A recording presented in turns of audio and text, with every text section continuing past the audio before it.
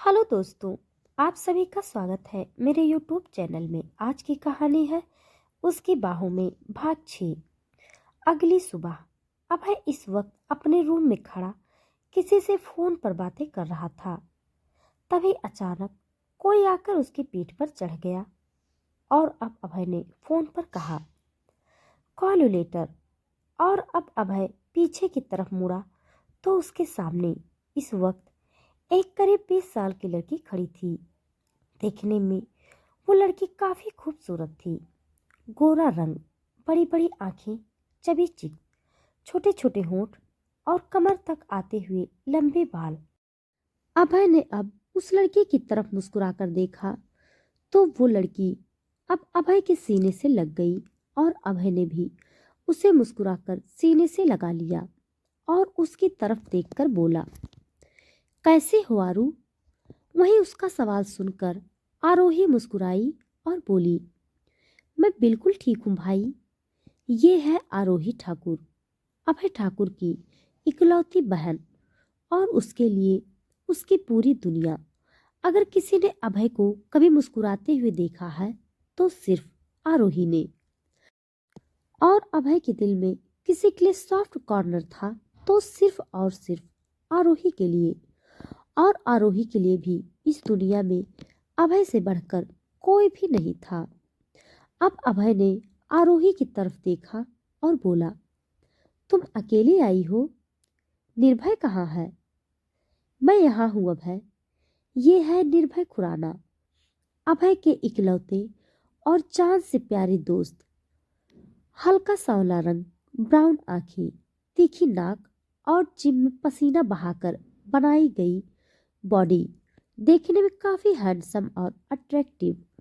अगर आरोही के मामले में अभय खुद के अलावा किसी और पर भरोसा कर सकता है तो वह और सिर्फ निर्भय ही है। निर्भय को देखकर अभय हल्का सा मुस्कुराया और इन दोनों ने एक दूसरे को गले लगा लिया। वहीं निर्भय को देखकर आरोही के एक्सप्रेशन चेंज हो गए थे और उसने निर्भय की तरफ देखा भी नहीं था। थोड़ी देर बाद अभय और निर्भय अकेले में कुछ बातें करने लगे थे और आरोही अभय के कमरे से निकलकर अब अपने कमरे में चली गई थी। वहीं आरोही को जाता हुआ देखकर निर्भय के चेहरे पर परेशानी छलकने लगी थी, पर तुरंत ही उसने अपने एक्सप्रेशन चेंज किए और अभय से कुछ बातें करने लगा। वहीं दूसरी तरफ आर्या इस वक्त अपने कॉलेज में मौजूद थी और तभी निकिता प्रिया उसके पास आ गई और आर्या की तरफ देखकर बोली, अरे हम दोनों ने तो डिसाइड कर लिया कि कल होने वाले फंक्शन में हम क्या पहनेंगे, पर तूने डिसाइड भी किया कि तू क्या पहनेगी? वहीं निकिता की बात सुनकर आर्या ने उन दोनों की तरफ देखा और बोली, नहीं यार निकिता, कल मैं फंक्शन में नहीं आऊंगी और मैं फंक्शन अटेंड नहीं करूंगी। वहीं आर्या की बात सुनकर निकिता उससे कुछ कहती उससे पहले ही विहान की आवाज आई, पर क्यों आर्या, तुम कल फंक्शन में क्यों नहीं आओगी? यह कहते हुए विहान के चेहरे पर परेशानी छलकने लगी थी। वहीं अपने पीछे विहान को देखकर उन तीनों चौंक गई थी, पर फिर आर्या ने उससे कहा, विहान सर आप यहाँ? वहीं आर्या के सवाल सुनकर विहान ने उसकी तरफ देखा और बोला, मुझे पहले तुम ये बताओ, फंक्शन क्यों नहीं अटेंड करोगी? आखिर तुम्हारा कॉलेज में फर्स्ट ईयर है इस बार, और अगर तुम कॉलेज का फंक्शन अटेंड नहीं करोगी तो तुम्हें पता कैसे चलेगा कॉलेज में कैसे फंक्शन होते हैं? वहीं विहान की बात सुनकर आर्या जैसे ही उसे कुछ कहने को हुई, उससे पहले ही हमने उससे कहा, मैं कोई बहाना नहीं सुनना चाहता। आर्या, तुम कल फंक्शन अटेंड जरूर करोगी और यह मेरा तुम्हारा सीनियर होने के नाते ऑर्डर है और तुम्हें इसे मानना ही होगा। पर मैं कल, अभी आर्या विहान से कुछ कह पाती उससे पहले निकिता ने कहा, यस, हाँ सर, कल आर्या फंक्शन जरूर अटेंड करेगी, यह मेरा प्रॉमिस है आपसे। निकिता की बात सुनकर विहान हल्का सा मुस्कुराया और बोला, ओके, फिर मैं कल तुम लोगों से फंक्शन में ही मिलता हूँ। और इतना कहकर वह वहां से चला गया। वही निकिता की बात सुनकर आर्या ने निकिता की तरफ गुस्से से देखा और बोला, तूने विहान सर से क्यों बोला कि कल मैं फंक्शन अटेंड करूंगी? यार, मेरा मन नहीं है कल फंक्शन अटेंड करने का। वही उसकी बात सुनकर निकिता ने उसे तिरछी नजरों से देखा और बोली, कहीं ऐसा तो नहीं कि तू कल विहान सर की वजह से फंक्शन अटेंड नहीं करने वाली है? वही निकिता की बात सुनकर आर्या ने उसे हैरानी से देखा और बोली, मेरे फंक्शन में अटेंड करने से उसमें विहान सर से क्या कनेक्शन है?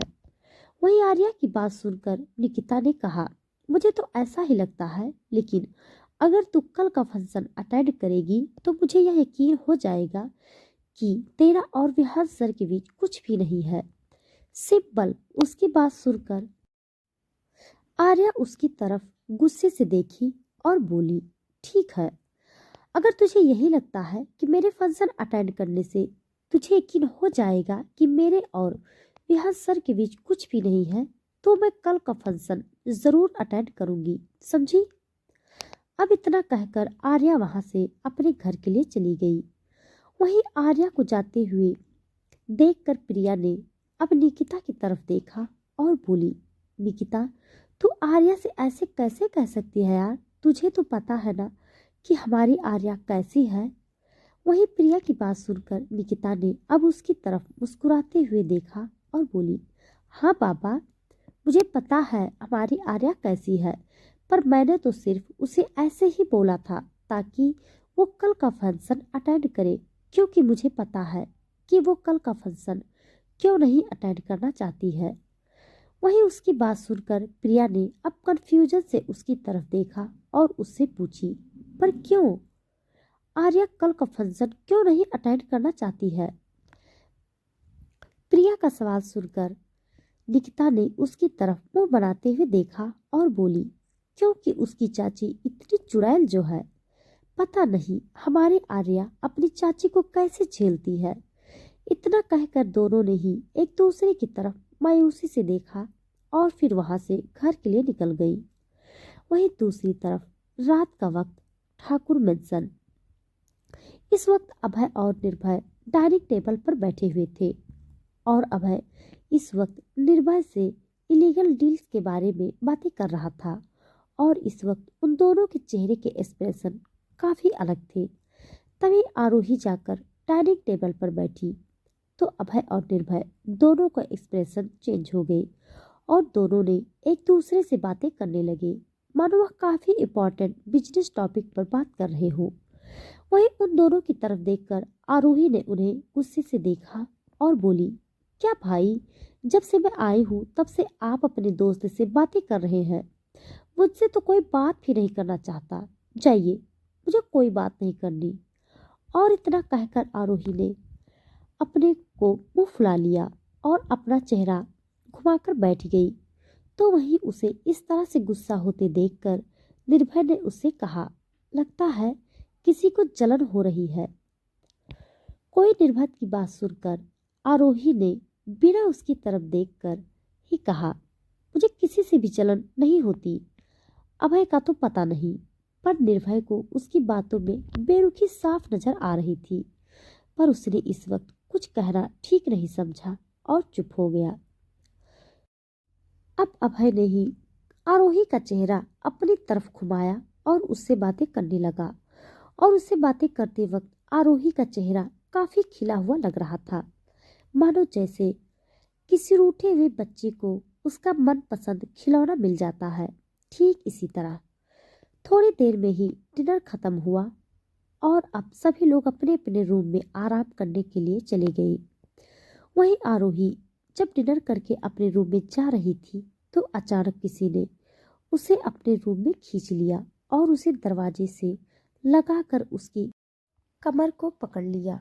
वहीं आरोही जैसे ही डर से चिल्लाने को हुई, तुरंत ही उस शख्स ने आरोही के होठों पर अपना हाथ रखकर उसके मुंह को दबा दिया और उसकी तरफ देखकर बोला, रिलैक्स मैं हूं।